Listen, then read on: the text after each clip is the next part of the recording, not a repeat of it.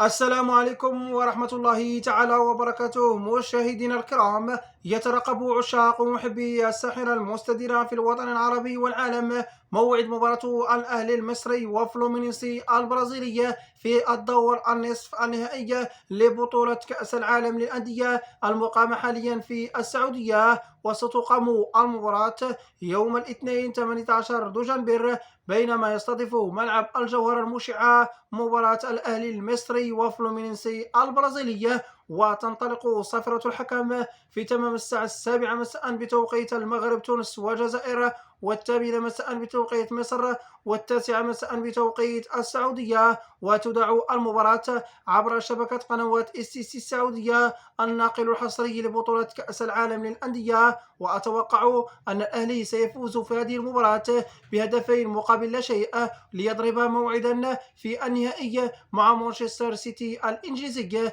كان هذا كل ما يخص حلقة اليوم. إذا أعجبكم محتوى القناة، المرجو والاشتراك وتفعيل زر الجرس ليصلكم كل جديدنا. سلام الله عليكم.